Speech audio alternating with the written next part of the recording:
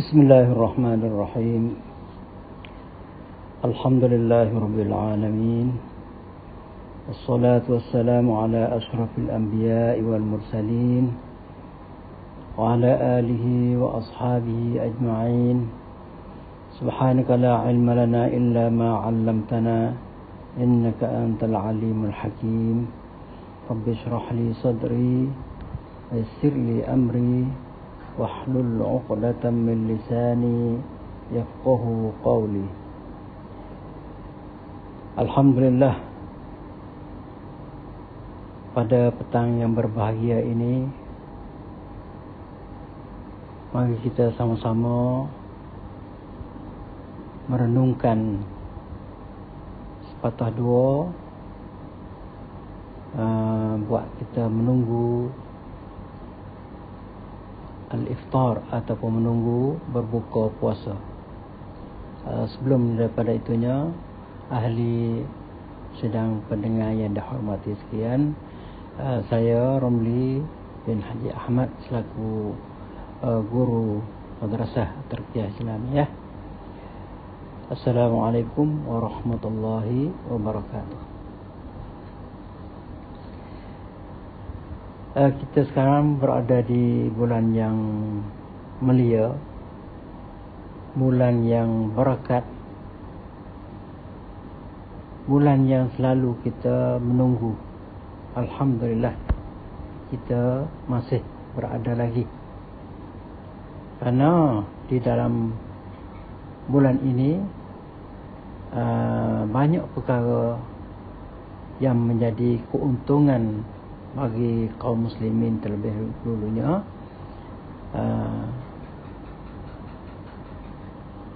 Sama ada pahala, sama ada keberkatan, sama ada rahmat, sama ada maghfirah. Itu semua tu dibuka peluang untuk kita sama-sama rebut di dalam bulan ini. Agama yang kita ada sekarang ialah agama Islam yang dipimpini oleh Al-Quranul Karim dan hadis,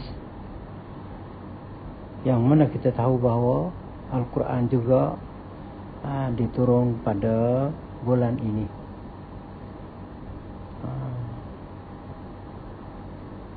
Maka kita rebutkanlah rebutkanlah Al-Quran. Rebut dalam arti kata memahami ataupun sekurang-kurangnya membaca. Kerana Al-Quran, sebagaimana Allah Ta'ala firman-Nya, inna anzalnahu fi lailatin mubarakatin inna kunna munzilin. Dalam sebuah hadis juga yang berbunyi, qad ja'akum Ramadan syahrun mubarakun. Ini ayat kata bulan ini adalah satu bulan yang keberkatan, yang mana berkat ni tak ada siapa yang boleh nak menilai, nak kenal pun tak boleh. Nak nilai kata ada keberkatan tidak keberkatan itu dari segi maknawi. Tapi semua manusia berhajat kepada keberkatan. Dengan sendirinya, jadi fahamlah bahawa setiap orang menuntut keberkatan. Maka kita rebutkanlah pada bulan ini supaya mencari keberkatan yang lebih banyak lagi bagi kita. Kita ambil kesempatan pada bulan ini, baca Al-Quran pun selain daripada boleh pahala, menjadi keberkatan juga. Bagaimanakah kalau kita sebut kata keberkatan? Untuk nak mendapat keberkatan tu, bagaimana cara dia? Cara untuk nak mendapat keberkatan, boleh kita sedukkan pahaman masing-masing lah, mengikut pahaman kitanya. Pertama, mesti kena beriman kepada Allah Ta'ala dan takwa. Dan beriman, betul-betul beriman kepada Allah Ta'ala dan takwa. Kerana Allah Subhanahu wa taala sebut di dalam Al-Quran, di dalam suratul A'raf, A'udzu billahi minasyaitonir rajim, walau anna ahlal qura amanu wattaqau lafatahna 'alaihim barakatim minas sama'i wal ardh. Ini di antaranya yang kita nak cari keberkatan. Dalam Al-Quran dia kata, sekiranya ahli kampung itu beriman, ahli kampung itu bertakwa, nasaya Allah Ta'ala buka kepada ke atas mereka keberkatan sama ada daripada langit dan bumi. Masya Allah. Berhajatlah kepada pertama kalinya beriman. Beriman, takwa ni pun supaya tu juga. Kita supaya kan dalam arti-arti kita nak buat pengukuran tak boleh. Seseorang banyak mana beriman. Seorang banyak mana takwa. Itu di atas rasa. Setiap orang dia kena rasa kata kita ni ada beriman kepada Allah Ta'ala setakat mana. Kerana perkara iman dan takwa ni saya panggil nak buat pengukuran tak boleh. Dan juga dalam ayat-ayat yang lain pun begitulah. Sebut mengatakan, menegaskan bahawa orang yang takwa itu Allah Ta'ala beri keberkatan. Di antaranya juga, wa may yattaqillaha yaj'al lahu makhraja wa yarzuqhu min haitsu la yahtasib. Siapa yang bertakwa kepada Allah Ta'ala, Allah buka jalannya, jalan keluar. Allah buka baginya jalan keluar dan memberi rezeki yang tidak terhitung. Nak kira tak boleh.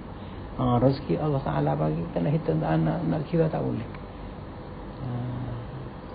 Itu di antara untuk kita untuk nak mendapat keberkatan.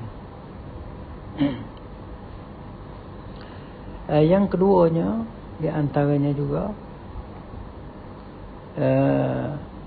berpagi. Waktu pagi, waktu niaga, semua tu daripada pagi. Dah kena mula daripada pagi. Kita ni dah kadang-kadang pagi kita buat dosa besar. Sejak daripada pagi dosa besar dah. Seperti tinggal semaya. Dok buat apa tu, buat awan, tapi tinggal semaya. Tapi di dalam hal orang yang malas semaya subuh lagi pun, tapi dalam bulan puasa ni dia tak tinggal lah. Kerana sambil-sambil bersahur, dan dia tunggu sampai semaya subuh. Lepas pada tu nak buat apa pun buatlah. Itu yang mulai lah. Itu nak ayat kata waktu pagi ni adalah waktu keberkatan. Waktu pagi, waktu berkat. Kerana ada hadis daripada Sunan Tirmizi, terkenal daripada hadis Sakhr Al-Ghamidi ni. Sakhr Al-Ghamidi ni orang ahli Taif. Karena Nabi SAW berdoa baginya, Allahumma barik li ummati fi bukuriha. Ya Allah Ta'ala, berkatlah kepada umatku dari paginya. Jadi nak ayat kata Nabi ada mengutus tentera kecil, tentera kecil utuh pergi kepada satu-satu tempat lah untuk berniaga. Utuh dia ni suruh pergi pagi lagi. Dia suruh ni seorang berniaga yang pandai berniaga lah, yang bernama Sakhr. Jadi pergi, dia ni pun pergi berniaga sejak daripada pagi lagi. Maka jadi hasil menambah perniagaan ni, menambah pendapat. Tak tahu mari di mana. Tak tahu mari di mana. Kalau kata berniaga naik harga lah. siapa tak tahu nak taruh. Tak tahu nak taruh. Betul dia. Ini nak ayat kata waktu pagi ni, dan kita gunakanlah waktu pagi sebagai amalan kita, jangan ditinggal. Nah. Dan juga satu perkara yang hasil keberkatan kita juga mendapat keberkatan, sedekah. Nah, kita banyakkan sedekah lebih-lebih lagi. Gunakanlah, ambillah kesempatan bulan ini ni, membanyakkan sedekah. Bukan makna kata kita tidak sedekah, membanyakkan sedekah, bahkan membiasakan sedekah. Karena sedekah tu bukan makna kata kurang bagi kita. Nampak zahir ya, kita sedekah tu 10 kop, hari ni habislah 10 kop, ataupun sedekah 100 kop, hari ni habislah 1 kop. Dak, Allah Taala dalam hadis kata Allah Taala melipat ganda lagi. Karena hadis yang berbunyi katakan Allahumma a'ti mumfiqan khalafan, Allahumma a'ti mumsikan talafan. Mana Allah Taala minta daripada Allah Taala beri kepada orang yang belanja tadi apa yang dia habis. Jadi makna tu tak ada habis lah. Begitu juga orang yang tak beri, minta kepada Allah Taala beri juga. Beri rosak benda yang dia dah taruh. Sungguh kata dia tak beri tu tak ada rugi, tak habis. Tetapi Allah Taala minta kepada Allah Taala beri rosak pula benda kita taruh. Jadi nak ayat kata dalam sebuah hadis ini nak mengajar kepada kita supaya menggemar kita dalam pemberian, dalam pembelanjaan. Allah kata sedekah lah. Sesuai juga kita dengan bulan ini. Bulan yang membanyakkan sedekah. Apa saja boleh.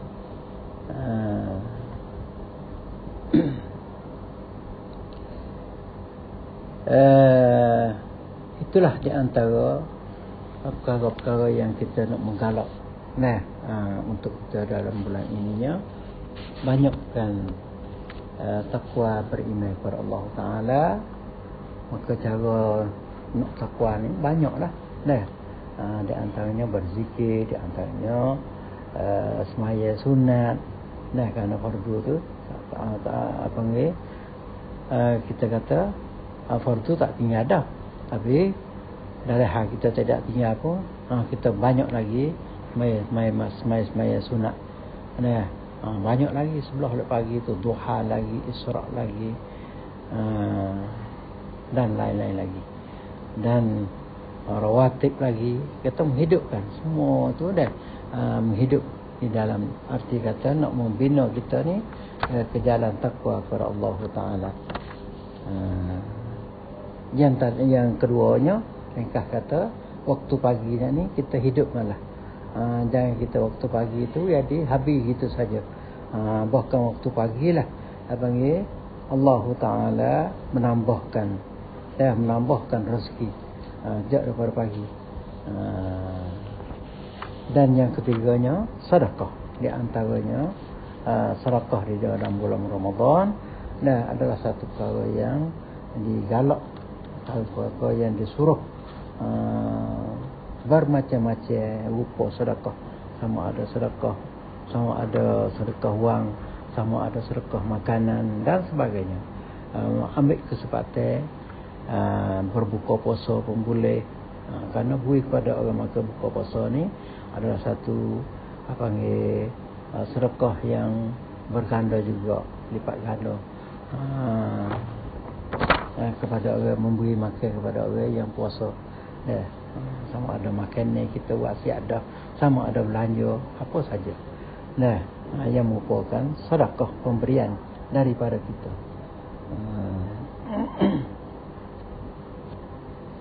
Oleh yang demikian, itulah di antara pesan-pesan yang serba ringkas untuk kita petang ini. Sama-sama kita menunggu dalam kita nak membuka puasa. Satu perkara lagi, faedah. Pesan daripada ulama Ibn Jauzi, dia katakan kita nak taat kepada Allah SWT ni satu perkara yang masyaqqah, yang berat. Kita nak taat kepada Allah Ta'ala satu perkara yang berat. Nah, hak berat tu habis. Hak tinggal apa dia? Hak tinggal dia pahala. Nah, akhirnya habis hak berat. Hak rasa susah, hak rasa apa kita nak buat taat kepada Allah Ta'ala ni. Nah, sesuatu dia lupa lah. Sekali pun dia lupa, dia hilang, tetapi hak dia tinggal kepada dia sawabuh, pahalanya. Begitu juga sebaliknya. Dalam orang maksiat ni sedap ramai dan sebagainya, mudah. Nah, suatu hari habis. Hak dok ramai, dok biasa buat mudah ke apa, ya habis. Tapi hak tinggal kepada dia, hak tinggalnya balasan. Ini patut kita ingat juga. Nah, bahawa kita nak buat satu-satu perkara hak payah, kita kena ingat kata sungguh pun kata payah, tetapi kita dapat pahala. Begitu juga perkara hak sebalik daripada taat, perkara hak maksiat lah. Nah, perkara hak maksiat mudah buat, ramai lagi, sedap buat lagi. Sungguh pun ramai sedap apa ni, tapi hak tinggal dia balasan. Begitulah sikit sebanyak wasiat untuk sama-sama kita renung. Nah, maka salah silap untuk petang ini, saya mohon maaf semua. Semua di lain kali kita berjumpa pula. Maka hari ini setakat ini dulu. Sekian, Assalamualaikum warahmatullahi wabarakatuh.